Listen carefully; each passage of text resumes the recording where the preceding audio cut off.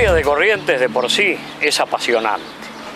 Como que también es apasionante quienes la protagonizaron.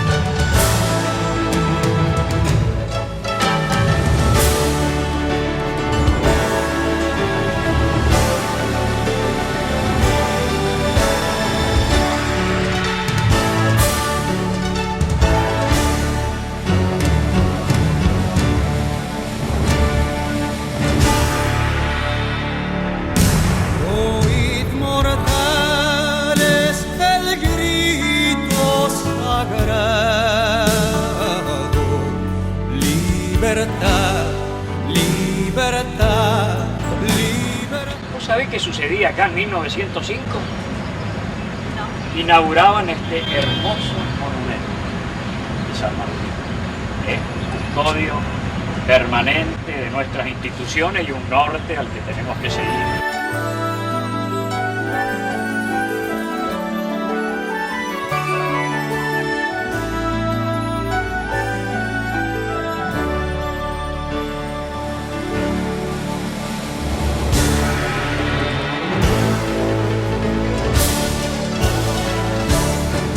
Sean eternos los laureles que supimos conseguir, que supimos conseguir,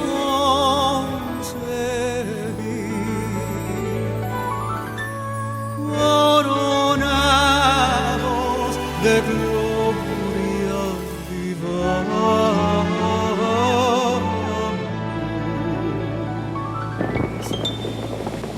Oh, juremos con gloria morir, oh, juremos con gloria morir, oh, juremos con gloria morir.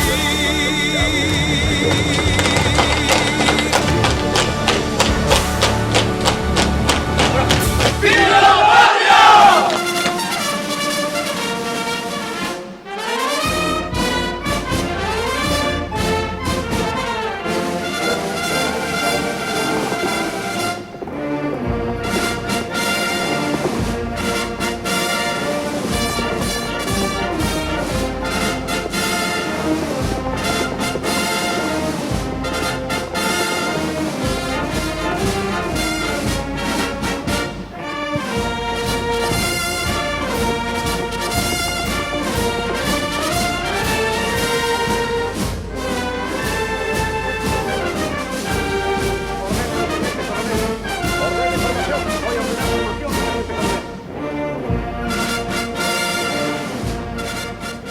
Uno de los días más significativos para la historia de Corrientes, del país y de la humanidad, del más notable hombre nacido en el Río de la Plata, nuestro padre de la patria, don José Francisco de San Martín, aquel niño nacido en Yapeyú el 25 de febrero de 1778. Y afortunadamente los argentinos y los correntinos en particular gozamos de un privilegio por haberlo tenido en su cuna muy cerca.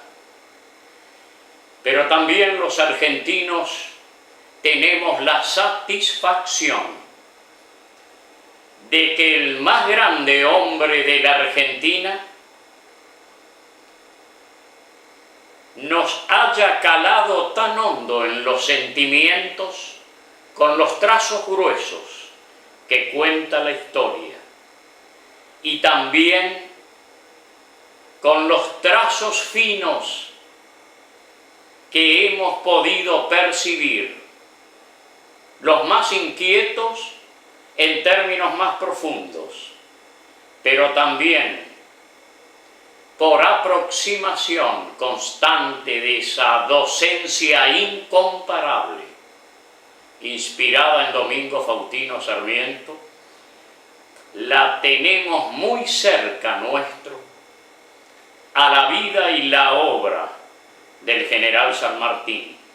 Quizás no tanto la persona, el hombre, las características personales de quien desde un bronce nos ilumina, nos marca un norte, el que a veces imantamos su figura con nuestro propósito y otras veces no. Pero ya eso es responsabilidad de quienes vinimos detrás de su insigne figura del libertador de América, don José de San Martín. Y es lindo contar la historia así, distendidamente, sacándola quizás de la estridencia de una lucha, de la fricción, de un combate, pero también señalar pausadamente las características de este notable argentino que con una entrega, una pasión y un servicio a su patria traspasó las fronteras, libertando a Chile y al Perú, porque también había que atacar el Perú. ¿Por qué?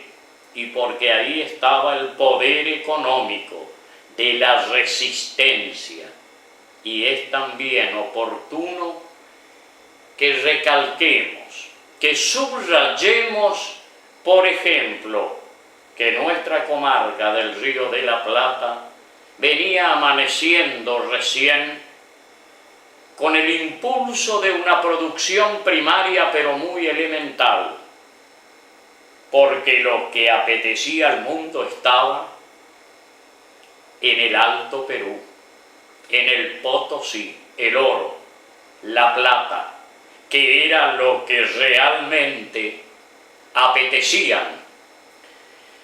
Aventureros, conquistadores, hombres, la naturaleza de aquellos tiempos que los aproximó a traernos civilización.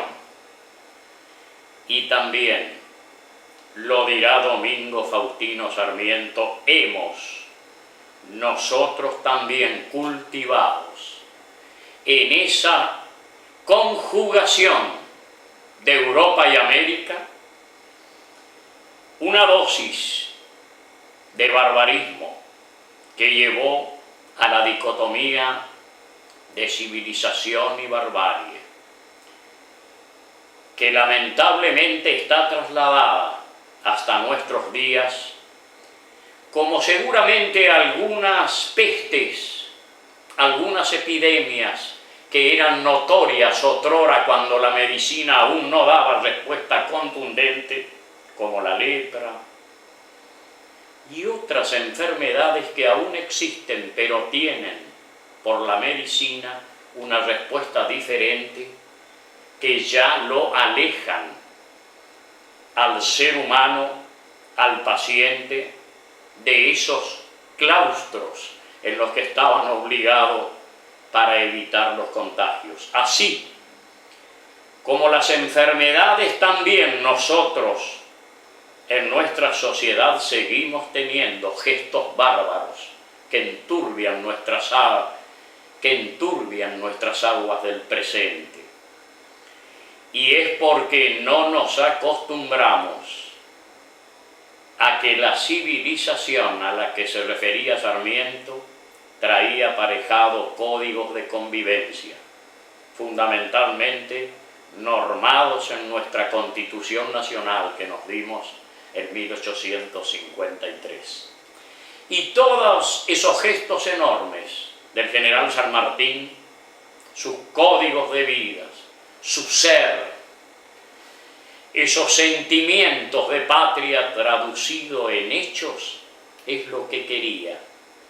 En un día muy especial, recordarlo al San Martín militar, pero también con las otras características, el que se va a Europa, el que lucha en los ejércitos españoles contra la invasión napoleónica, el que, enterado de la clarinada libertaria del 25 de mayo, comienza a hacer las gestiones necesarias. Francisco de Miranda, un venezolano de aquellos libertarios, el primero que planta en 1807 una bandera tricolor en la Gran Colombia, pero se tuvo que volver rigurosos los realistas, los españoles, los que seguían considerándose los propietarios de estas tierras. Y allí San Martín integra la logia de Lautaro, aquella que aflora con intensidad. Y también es menester señalar algunos aspectos. El San Martín masón, que era una logia, como que si la logia fuera una sociedad secreta para el daño y el mal, y no. Lo que la logia de Lautaro hace es adoptar el sistema y el método de las logias, que sí eran positivas en muchos aspectos, fundamentalmente en la prosecución de sus fines, altruistas por lo general en las comunidades del mundo. Pero su método, ¿qué señalaba? Su método señalaba fundamentalmente el silencio. ¿Por qué? No había que chiquilinescamente, como aún en nuestros tiempos, vociferar cosas que están apoyadas en la imprudencia y en el afán del protagonista de decir yo me enteré antes que ustedes, y no. El método de la logia es lo que se incorporó. Y así fue que perduró el silencio enorme para muchas cosas, políticas y militares. En el terreno militar fue que nadie más que San Martín y su secretario, el general Condarco, sabían cuáles iban a ser los pasos cuando él decide encarar la empresa más fantástica que pudo imaginar un rioplatense para incorporar a nuestra aventura libertaria a Chile primero y a Perú después.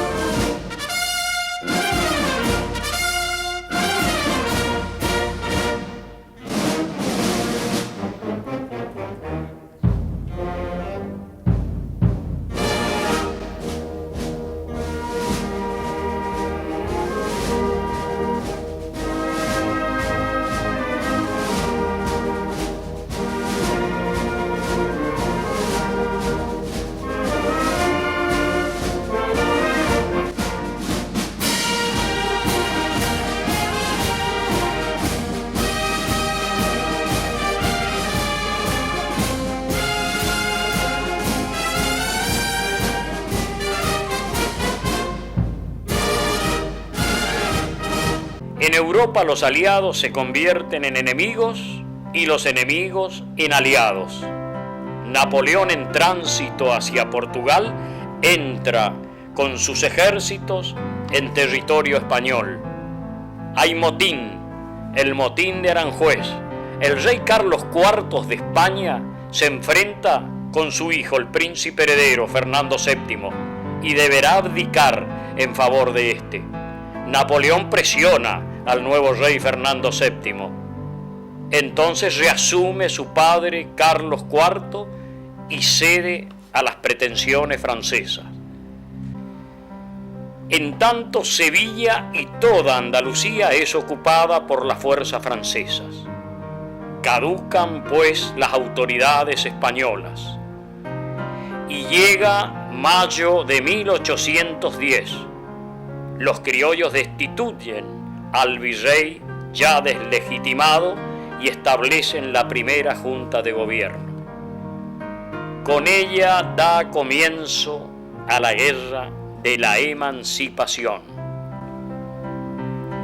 Reciben la noticia de la primera junta en España y San Martín decide sumarse a la lucha por la libertad de su tierra y pide el retiro del ejército español. Sí, mucho.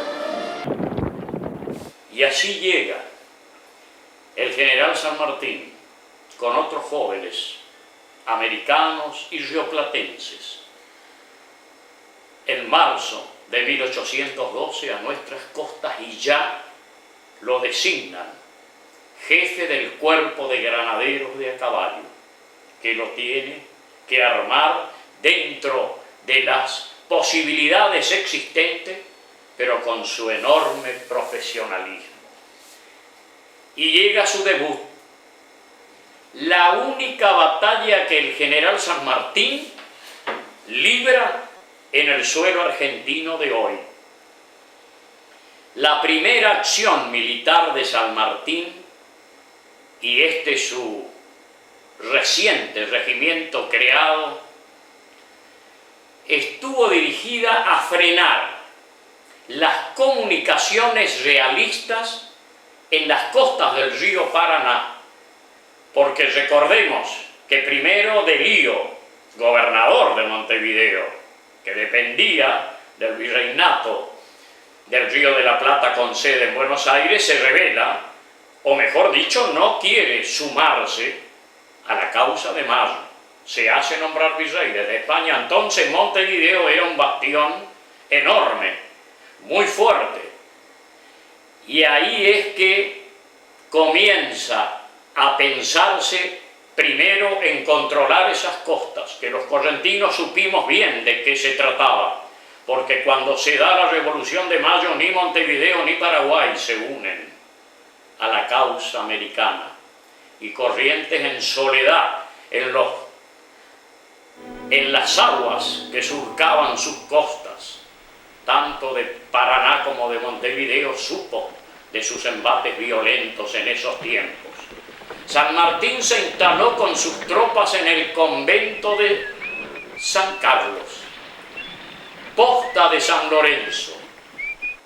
Está ubicada en el sur de la provincia de Santa Fe. Y el 3 de febrero de 1813, ante el desembarco de 300 españoles, se libró el combate de San Lorenzo, casi frente al convento.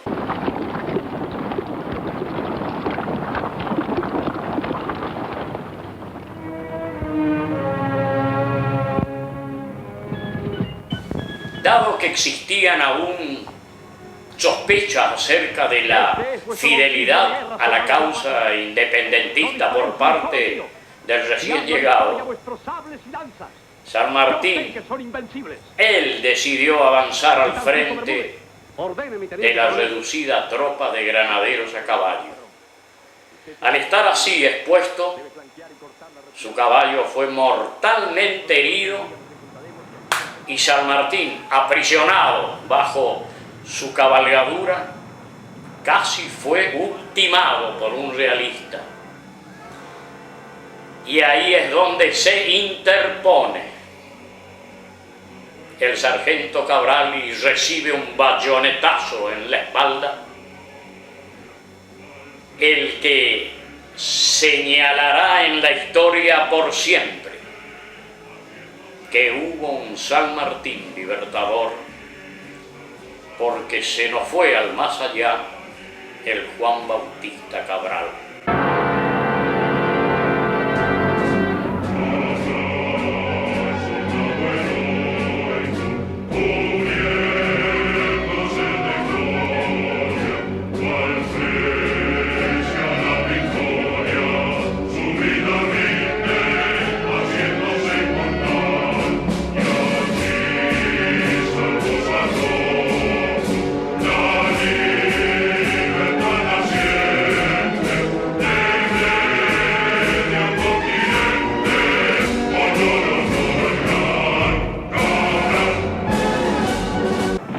Esta batalla, que por la cantidad de combatientes de ambos bandos podría parecer secundaria, permitió alejar para siempre a las flotas realistas que merodeaban por el río Paraná, por supuesto saqueando ganado, abasteciéndose en su cantón que aún permanecía sitiado, que era Montevideo. Y llega el ejército del norte. Luego de esta victoria, San Martín fue designado para hacerse cargo del ejército del norte, donde debió reemplazar al general Manuel Belgrano, después de Vilcapugio y Ayohuma. Según la tradición, el encuentro entre los dos próceres se efectuó en la posta de Yatasto, en la provincia de Salta. Este hecho es conocido como el abrazo de Yatasto. Desde su reciente cargo de mayor general del Ejército Auxiliar del Perú, San Martín debía reorganizar un ejército deshecho por las derrotas que señalamos, la de Vilcapugio y Ayohuma. Y no olvidar la enorme acción militar de Belgrano anteriormente en Salta y Tucumán. Al poco tiempo de encontrarse San Martín en Tucumán, llegó a la conclusión de que era imposible llegar por el camino del Alto Perú hasta Lima, que en ese momento era el centro del poder realista. Cada vez que un ejército patriota ingresaba en el Alto Perú, era también aniquilado. A los niños, a los chicos, a los jóvenes, en las escuelas siempre les señalo: me hace parecer al fútbol. Argentinos imbatibles en Sudamérica, casi en sus reductos, en sus estadios, en su suelo de planicie. Pero se nos complica cuando vamos a las alturas, en el altiplano, a jugar con Bolivia, a jugar con Perú. Es una metáfora simplemente, pero así nos ocurría a los ejércitos nuestros. Seguramente la parte climatológica también tendría sus incidencias. Y así es como San Martín hace una escala para curarse de los males que también tenía, úlcera, problemas de gastritis acentuada, y queda en Córdoba, y es ahí donde conversa con su amigo Tomás Guido, en la charla que lo convencería de la necesidad de independizar la región, pero desde Chile. Y ahí es designado gobernador de Cuyo.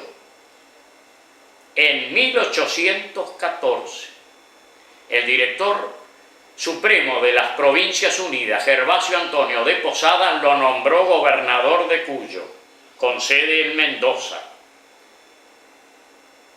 Para entonces su plan ya estaba terminado y aprobado, y a partir de ese momento San Martín comenzó los preparativos para la campaña al Perú. Y esto también tenemos que tener en cuenta. En 1814 y a los 3 años, recién en 1817 iniciamos el paso de los Andes. San Martín trabajó ardorosamente esos 3 años en la organización de su ejército y también en darle a esa zona del Río de la Plata una organización política, gobernando ejemplarmente la región del Cuyo y en particular la provincia de Mendoza.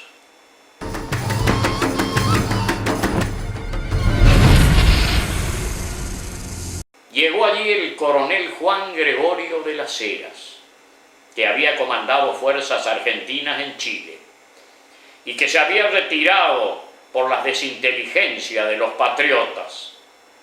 Lo envió de regreso para intentar ayudar a los patriotas chilenos contra la ofensiva realista, pero este llegó poco después del desastre de Rancagua, en el que se perdió la independencia chilena que se había adquirido.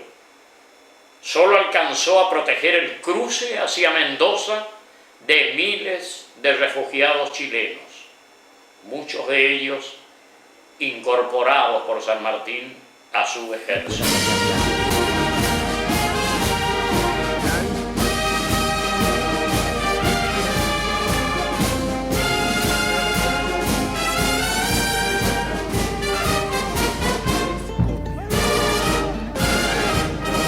Los chilenos se vienen divididos en 2 bandos prácticamente irreconciliables.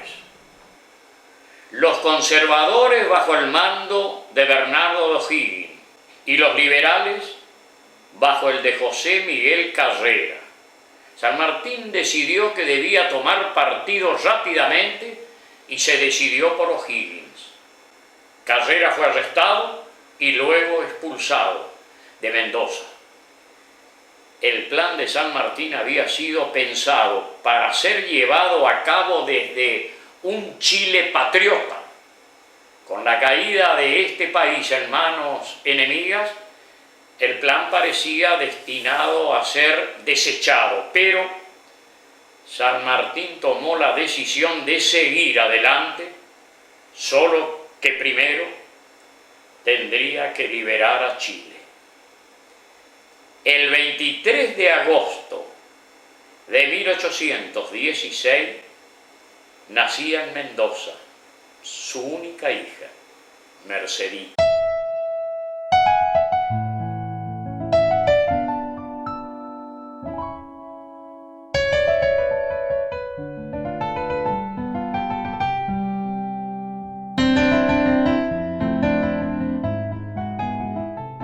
A pesar de la oposición del nuevo director supremo, Carlos María de Alvear, a quien había conocido en Cádiz San Martín y que lo había acompañado hasta entonces, se dedicó a organizar el ejército de los Andes. Es cierto, Alvear, como otros, muchos también en el Río de la Plata, temerosos de que sea liberado Fernando VII y vuelva a tomar las riendas, como efectivamente después lo hizo, era eso sinónimo de que se vengan los españoles en esa famosa expedición de 20.000 hombres que anunciaban, amenazaban, insinuaban y con fuertes represalias nos vuelvan a recuperar lo que íbamos adquiriendo. San Martín reunió en un solo ejército a los refugiados chilenos, a las milicias locales de Cuyo, gran cantidad de voluntarios de su provincia y varios oficiales del Ejército del Norte. También pidió y obtuvo que los batallones del regimiento de granaderos a caballos, desperdigados en varios destinos, le fueran enviados a Cuyo. Así llegó quien sería su notable espada en el cruce de los Andes y en el remate final de la libertad de Chile y Perú Juan Galo Lavalle, que no había participado en el combate de San Lorenzo. Como el director Alvear intentaba someterlo a su autoridad, le envió su renuncia. Alvear envió a reemplazarlo al coronel Gregorio Perdriel, prestigioso él, pero los mendocinos lo rechazaron airadamente, de modo que San Martín fue confirmado como gobernador por elección popular. El 20 de mayo de 1816, Tomás Guido presentaría un documento, su célebre memoria, a Juan Martín de Pueyrredón, que era el director supremo ya de aquel entonces, en el que exponía con detalles el plan. Pueyrredón aprobaría y mandaría a ejecutar dicho plan. Cuando se formó el Congreso de Tucumán, presionó San Martín a los diputados cuyanos para declarar la independencia de las Provincias Unidas del Río de la Plata. Objetivo conseguido el 9 de julio de 1816.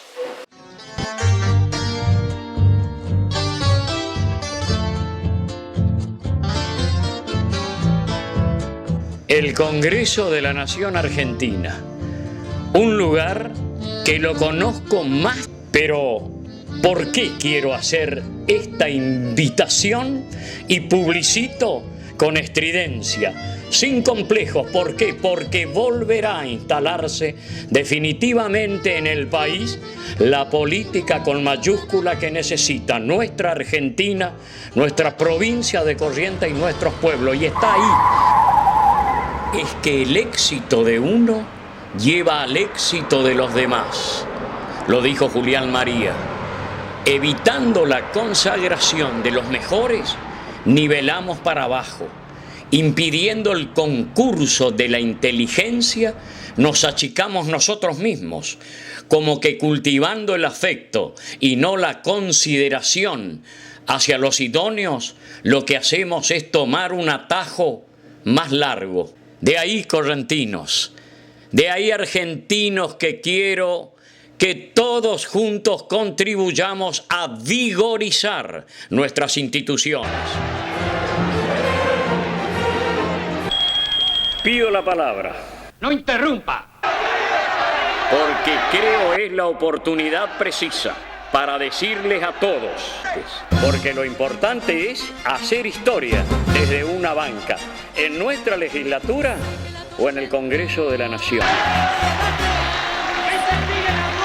Estas son las cosas que alientan a uno a también soñar con la posibilidad cierta, ¿por qué no?, de ocupar una banca en la Cámara de Diputados de la provincia de la Nación.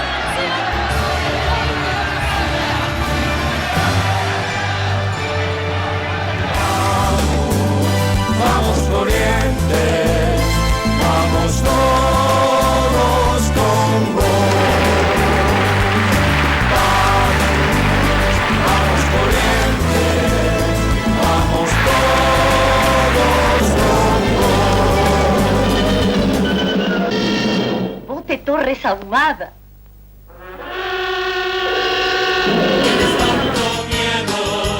Hasta nueva libertad. No resistas más, amigo, tomará.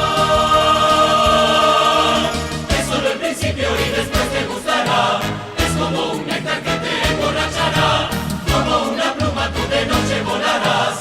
Deja que podamos iniciarte y serás feliz.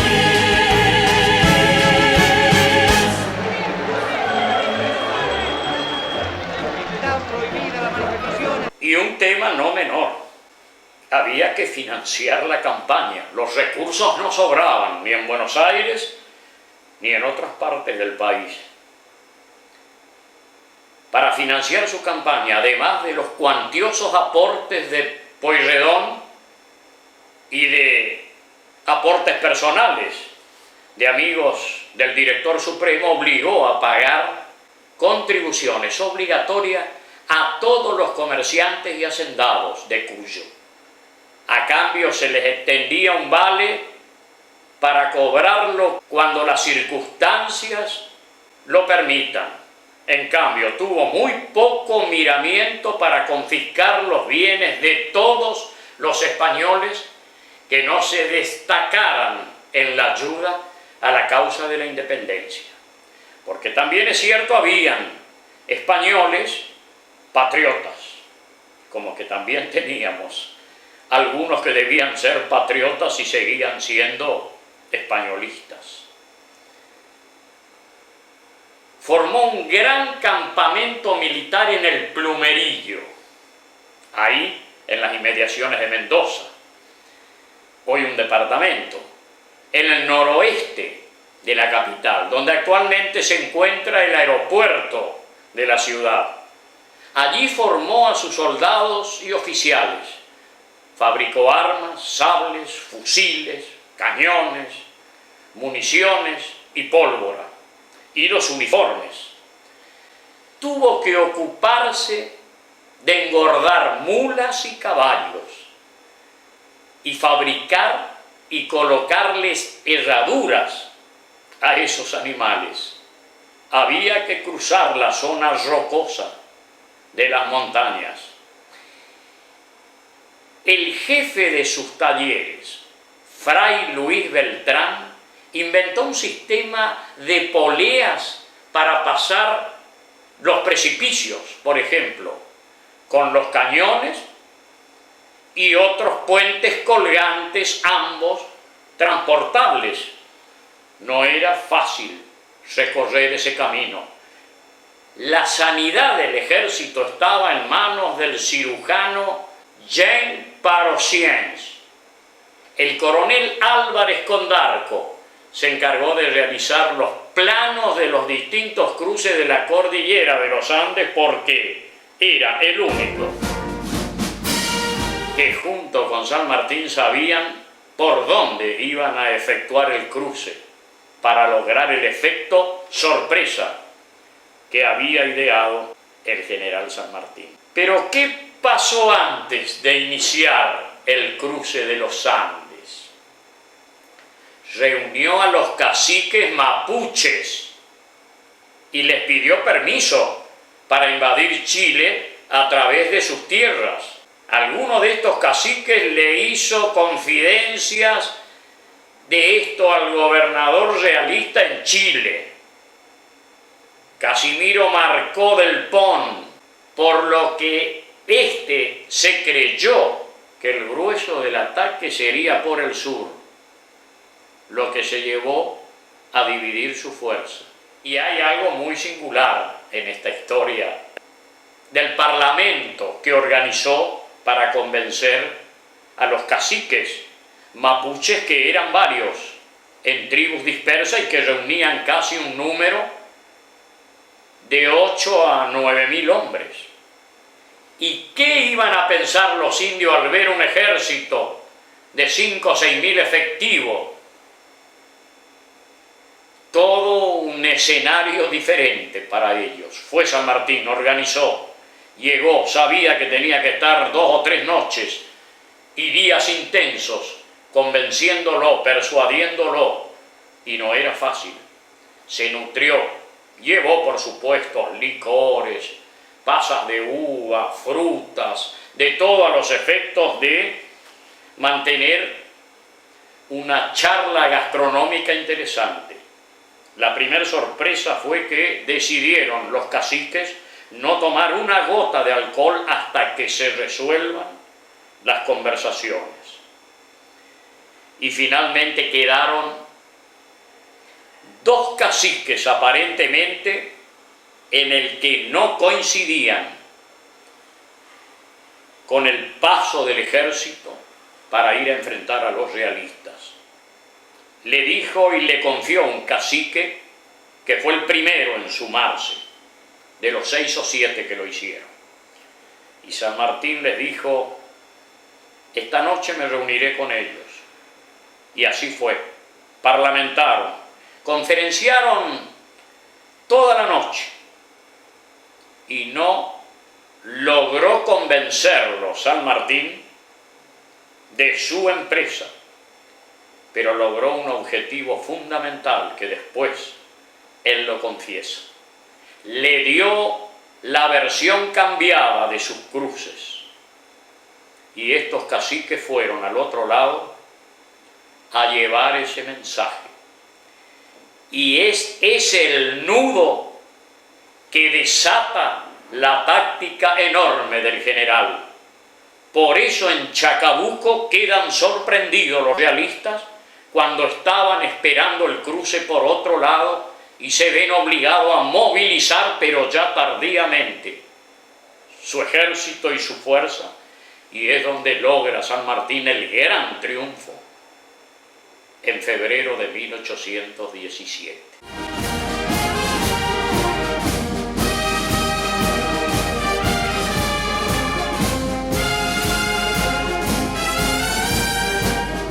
El 12 de enero de 1817 se inicia el cruce de los Andes en dirección a Chile. El ejército de los Andes fue uno de los dos grandes cuerpos militares que la provincia de Cuyo desplegó en la guerra de la independencia hispanoamericana.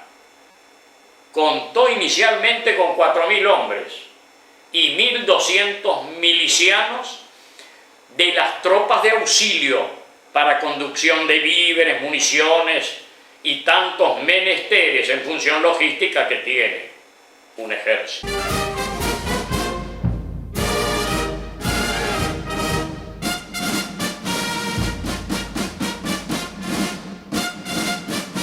Y el ejército del general San Martín está en marcha. Se dividió en 6 columnas, 4 secundarias, cuyo objetivo era distraer a las fuerzas enemigas y provocar movimientos favorables a la revolución en zonas alejadas de la capital, Santiago de Chile.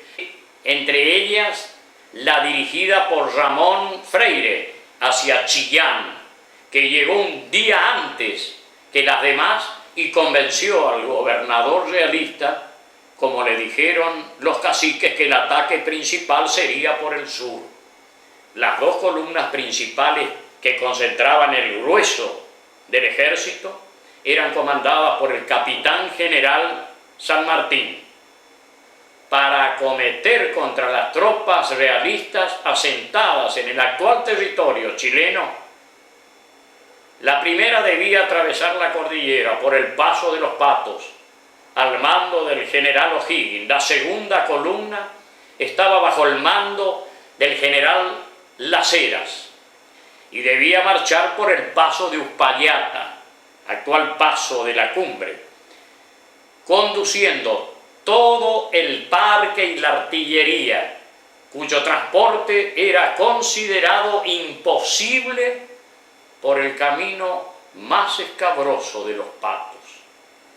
Las 2 debían reunirse en el valle de Aconcagua, mientras que efectivos menores dispersaban las fuerzas enemigas, induciéndolas a engaños respecto del avance de las agrupaciones principales. El cruce de los Andes, las 2 columnas principales, estaban formadas por 3.500 soldados, 100 vaqueanos, 1.000 caballos, 10.000 mulas, de las que llegaron 4.000, 30 cañones, casi 1 millón de cartuchos de fusil, varias toneladas de pólvora y alimento para todos los hombres y animales para un mes de marcha.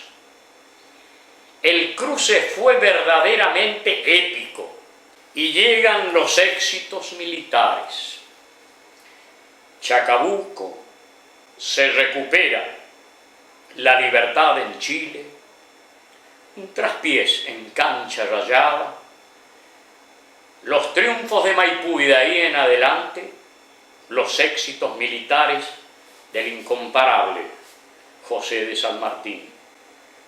Vuelto a Mendoza, él, como la salud de su esposa empeoraba, decidió viajar a Buenos Aires donde a su llegada ya ella había fallecido el 3 de agosto de 1823. La lápida de su sepultura, que aún puede leerse en el cementerio de la Recoleta, reza: aquí yace Remedios, Descalada, esposa y amiga del general San Martín. Al llegar a Buenos Aires, se le acusó de haberse convertido en un conspirador, desalentado por las luchas internas entre unitarios y federales. Decidió marcharse del país con su hija, quien había estado al cuidado de su abuela. El 10 de febrero de 1824 partió hacia el puerto El Havre, Francia. Tenía 45 años y era generalísimo del Perú, capitán general de la República de Chile y general de las Provincias Unidas del Río de la Plata. Luego de un breve periodo en Escocia, se instalaron en Bruselas y poco después en París. Su única obsesión era la educación de su hija Mercedes. En 1825 redactó las máximas para Mercedita, donde sintetizaba sus ideales educativos. Y en marzo de 1829 intentó regresar a Buenos Aires, aunque no llegó a desembarcar al enterarse que había vuelto a estallar la guerra civil entre porteños y federales auténticos, entre los que estaba nuestro líder, don Pedro Ferrer, Paz, Lavalle, Escazú, Echeverría, en fin, los hombres que querían la civilización, y seguíamos enfrentados a los que sostenían las maneras bárbaras de actuar, sin Constitución Nacional, sin Corte Suprema, sin Congreso que lo controlara. Ese era Rosas, gobernador de Buenos Aires, amante del puerto, de la hegemonía del porteñismo y de la renta que fuera para Buenos Aires, y ahí iba a distribuir a su antojo. El general dijo: no voy a desenvainar mi espada por cuestiones políticas, patria adentro. Durante los años en que duró su exilio, San Martín mantuvo contacto con sus amigos en Buenos Aires, tratando de interiorizarse de lo que sucedía en su país. En 1831 se radicó en Francia, en una finca de campo cercana a París. Por esos años tiene lugar su afortunado encuentro con su ex compañero de armas, Alejandro Aguado, marqués de las Marismas, quien, convertido en un exitoso banquero, designó a San Martín tutor de sus memorias con una generosa paga. 3 años más tarde, gracias al dinero ahorrado, trabajando con su amigo y a la venta de las fincas con que lo habrían premiado el gobierno de Mendoza y del Perú, San Martín se mudó a una casa que compró en Granburg. Recibió ahí la visita de personajes argentinos, en general jóvenes y románticos y liberales, exiliados de su país, como Juan Bautista Alberdi en 1843 y Domingo Faustino Sarmiento entre 1845 y 1848, que viajó a Europa por encargo del gobierno de Chile y se encontró con San Martín en Granburg en varias oportunidades. Lo que habrán charlado estas enormes figuras de nuestra patria: Alberdi, San Martín, Sarmiento. Hasta sus últimos años mantuvo correspondencia con su gran amigo Tomás Guido, quien le mantenía informado sobre la situación política en Argentina y América. San Martín fechó su testamento hológrafo en París el 23 de enero de 1844. dejando como única heredera a su hija, Mercedes de San Martín, casada con Mariano Balcarce, quien se desempeñaba como embajador argentino de Juan Manuel de Rosas en París. Ya el papá fue un hombre cercano al dictador nacional. Entre sus cláusulas establecía: San Martín escribió una lista de consejos para su hija: humanizar el carácter y hacerlo sensible aún con los insectos que nos perjudican. Stern ha dicho a una mosca, abriéndole la ventana para que saliese: anda, pobre animal, el mundo es demasiado grande para nosotros dos. Inspirarle amor a la verdad y odio a la mentira. Inspirarle una gran confianza y amistad, pero unida al respeto. Estimular en Mercedes la caridad con los pobres. Respeto sobre la propiedad ajena. Acostumbrarla a guardar un secreto. Inspirarle sentimiento de indulgencia hacia todas las religiones. Dulzura con los criados, pobres y viejos, que hable poco y lo preciso. Acostumbrarla a estar formal en la mesa. Amor al aseo y desprecio al lujo. Inspirarle amor por la patria y por la libertad. Y este es nuestro general San Martín, el hombre que con fortaleza espiritual llevó adelante una de las empresas libertarias más grandes de la América, y tenía sus particularidades, su personalidad que no logró entubiar ni siquiera el chisme más rastrero que se haya querido inclusive comentar sobre él, que el nada dañaría su enorme figura y su vida.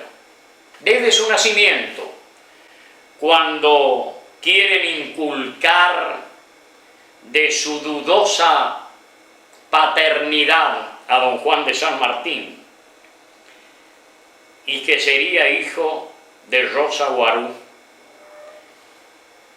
Hay teorías que no se pueden contrarrestar, pero lo que no puedo dejar pasar es que su padre haya sido Diego de Alvear. ¿Por qué?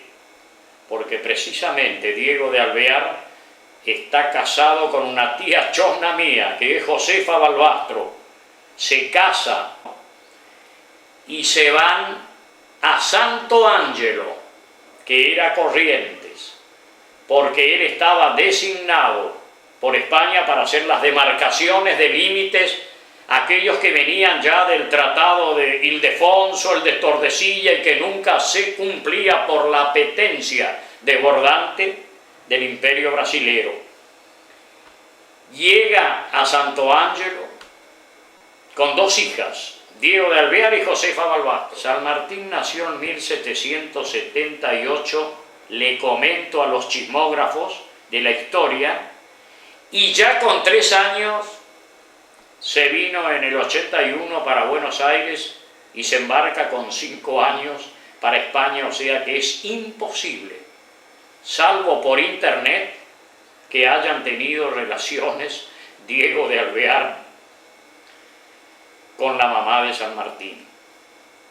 Entonces, comento como una manera cruda de la realidad de nuestros tiempos, para aquel que quiera seguir con la duda de las cosas que hoy pareciera que son más corrientes en estos tiempos.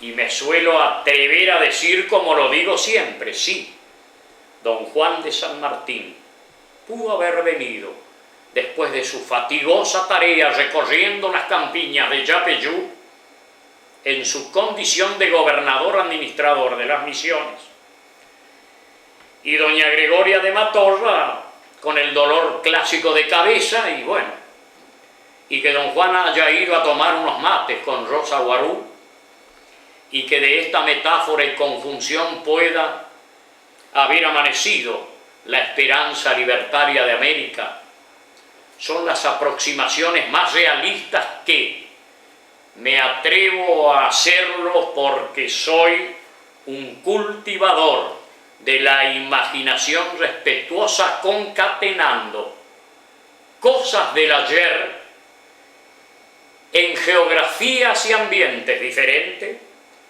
ayornada a los tiempos que corren con las formalidades naturales del hombre, la mujer y las comunidades que son su entorno.